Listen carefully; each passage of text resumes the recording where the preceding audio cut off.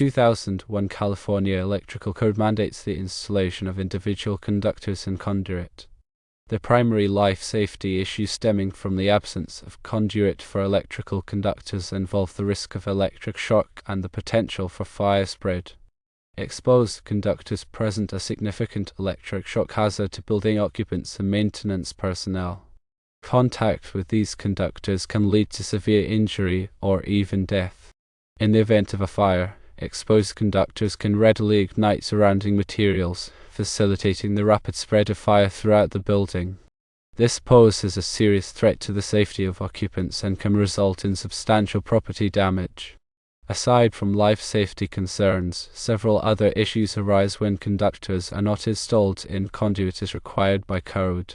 This constitutes a code violation, as the 2001 California Electrical Code explicitly requires individual conductors to be installed within conduit. Failure to comply with this requirement can result in fines, penalties, and legal liabilities. Insurance companies may decline coverage for fire or other damage attributed to electrical problems if the installation fails to adhere to code stipulations. This can leave property owners financially vulnerable in the event of an electrical incident. Exposed conductors complicate the process of inspecting and maintaining electrical systems. The absence of conduit makes it difficult to access and assess the condition of conductors, increasing the likelihood of undetected problems and potentially hazardous conditions. The question of whether all feeders should be installed in conduit, even in already occupied spaces, the answer is yes. The life safety risks and other issues outweigh the inconvenience associated with removing finishes and shutting down power. There are several reasons for insisting on conduit installation for all feeders. Firstly, consistent protection is provided. Installing all feeders in conduit ensures a consistent level of protection against electric shock and fire hazards throughout the building. This uniformity enhances the overall safety of the electrical system. Secondly, prevention of future code violations is addressed. Installing only some feeders in conduit can create confusion and potentially lead to future code violations. Ensuring that all feeders are properly installed in conduit eliminates this ambiguity and promotes long-term code compliance. Thirdly, liability mitigation is achieved. By mandating conduit installation for all feeders, the electrical inspector and the city can reduce their potential liability in the event of an electrical incident. This proactive approach demonstrates a commitment to safety and minimizes the risk of legal repercussions. Several options are available for addressing existing installations where feeders are not currently installed in conduit. Firstly, collaborate with contractors to formulate a plan. Work closely with the contractors to determine the most effective method for installing conduit for the existing feeders while minimizing disruption to businesses.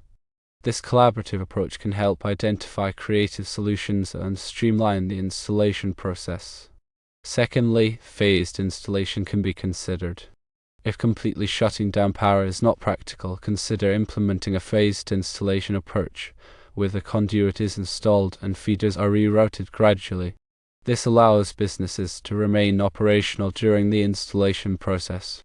Thirdly, utilize accessible conduit. Explore the use of flexible or accessible conduit systems that can be installed without extensive demolition or disruption to finishes. These systems offer a more convenient and less intrusive option for retrofitting existing installations. In summary, the absence of conduit for electrical conductors poses significant life safety risks and can lead to code violations, insurance coverage issues, and maintenance difficulties. To mitigate these risks and ensure code compliance, it is essential to install all feeders in conduit, even in already occupied spaces.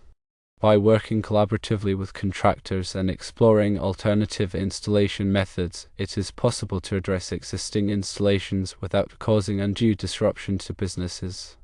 The advantages of using conduit for electrical wiring are numerous and cover safety, protection, and compliance aspects. Firstly, physical protection is enhanced. Conduit provides a robust physical barrier, shielding electrical wires from impact, abrasion, moisture, and chemical exposure.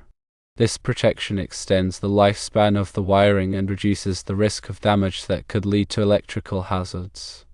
Secondly, fire resistance is improved. Metal conduit can help contain a fire, preventing it from spreading quickly through the building. This is particularly important in commercial and industrial settings where fire hazards are more prevalent. Thirdly, electrical safety is improved. Conduit acts as a grounding conductor, providing a safe path for fault currents to flow back to the source. This reduces the risk of electric shock and helps protect sensitive electronic equipment from damage. Fourthly, code compliance is achieved. Electrical codes typically require conduit for certain types of wiring installations, particularly in exposed or hazardous locations. Using conduit ensures compliance with these codes and avoids potential fines or penalties. Fifthly, organization and aesthetics are improved. Conduit helps organize and route electrical wiring in a neat and orderly manner. This makes it easier to trace and maintain the wiring and improves the overall appearance of the installation. Sixthly, future expansion is simplified. Conduit provides a raceway for future wiring additions or modifications. This makes it easier to add new circuits or upgrade existing ones without having to tear into walls or ceilings. The types of conduit commonly used in electrical installations vary depending on the specific application and environmental conditions. Firstly, rigid metal conduit RMC is a heavy-walled threaded conduit typically made of steel or aluminum. It provides excellent physical protection and is suitable for use in harsh environments. Secondly, intermediate metal conduit IMC is a thinner-walled threaded conduit that is lighter and less expensive than RMC. It offers good protection and is suitable for many commercial and industrial applications. Thirdly, electrical metallic tube EMT is a thin-walled and threaded conduit that is typically made of steel or aluminum. It is lightweight and easy to bend, making it a popular choice for indoor wiring in commercial and residential buildings. Fourthly, flexible metal conduit FMC is a flexible conduit that is used to connect electrical boxes and equipment where movement or vibration is expected. It is typically made of steel or aluminum. Fifthly, liquid-type flexible metal conduit LFMC is a flexible conduit that is covered with a liquid-type plastic coating. It is used in wet or corrosive environments. Sixthly, polyvinyl chloride PVC conduit is a non-metallic conduit that is lightweight, non-corrosive, and easy to install. It is suitable for underground and direct burial applications. When selecting conduit, it is important to consider the following factors. Firstly, the environment where the conduit will be installed should be assessed. Consider the exposure to moisture, chemicals, temperature extremes, and physical hazards. Secondly, the type of wiring to be installed should be determined. Different types of wiring have different requirements for conduit size and type. Thirdly, the electrical code requirements should be reviewed. Ensure that the selected conduit meets all applicable code requirements. Fourthly, the cost of the conduit should be considered. Different types of conduit have different costs, so it is important to choose a conduit that meets the budget without compromising safety or performance. The installation of conduit involves several steps to ensure a safe and code-compliant installation. Firstly, planning the route is critical. Carefully plan the route of the conduit, considering obstacles, bends, and access points. Secondly, cutting the conduit is necessary. Cut the conduit to the desired length using a pipe cutter or hacksaw. Thirdly, deburring the conduit is important. Remove any sharp edges or burrs from the cut ends of the conduit using a deburring tool. Fourthly, bending the conduit may be needed. Bend the conduit to the desired angle using a conduit bender. Fifthly, securing the conduit should be done properly. Secure the conduit to walls, ceilings, or other structures using appropriate hangers or straps. Sixthly, connecting the conduit to boxes or fittings. Connect the conduit to electrical boxes or fittings using appropriate connectors. Seventhly, pulling the wires through the conduit can proceed. Pull the wires through the conduit using a fish tape or wire pulling lubricant. Eighthly, inspecting the installation is crucial. Inspect the installation to ensure that all connections are tight and that the conduit is properly supported. Grounding is a critical aspect of electrical safety and is essential for protecting people and equipment from electrical shock. Grounding provides a low impedance path for fault currents to flow back to the source, tripping a circuit breaker or fuse and de-energizing the circuit. The grounding system consists of several components that work together to provide a safe and reliable path for fault currents. Firstly, the grounding electrode is a conductive object that is buried in the earth and provides a connection to the earth.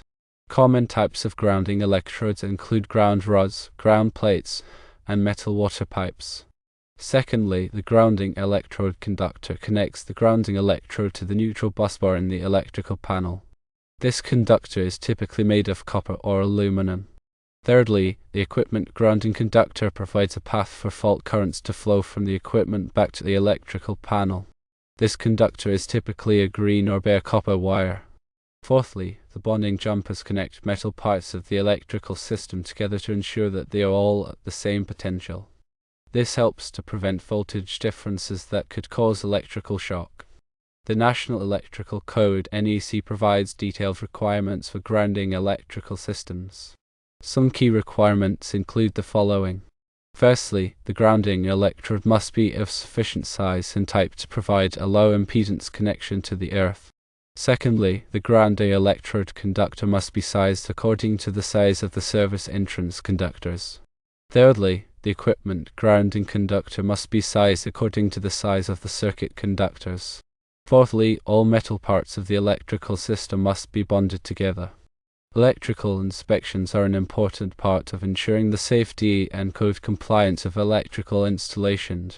Electrical inspectors review electrical plans, inspect electrical work, and issue permits to ensure that electrical installations meet all applicable requirements. Electrical inspections are typically required for new construction, renovations, and additions. The electrical inspector will check the following. Firstly, the wiring methods are code compliant. The inspector will verify that the wiring methods used in the installation are code compliant and that the wiring is properly supported and protected. Secondly, the grounding system is properly installed. The inspector will verify that the grounding system is properly installed and that all metal parts of the electrical system are bonded together. Thirdly, the overcurrent protection devices are correctly sized. The inspector will verify that the overcurrent protection devices, such as circuit breakers and fuses, are correctly sized to protect the wiring and equipment. Fourthly, the electrical boxes and fittings are properly installed. The inspector will verify that the electrical boxes and fittings are properly installed and that all connections are tight. Fifthly, the clearances are maintained. The inspector will verify that proper clearances are maintained around electrical equipment to allow for safe access and maintenance. If the electrical installation fails to meet code requirements, the inspector will issue a notice of violation. The notice of violation will specify the code violations that must be corrected.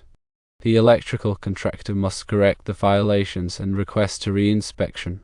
Once the violations have been corrected and the electrical installation meets code requirements, the inspector will issue a certificate of compliance. The certificate of compliance is proof that the electrical installation is safe and code compliant.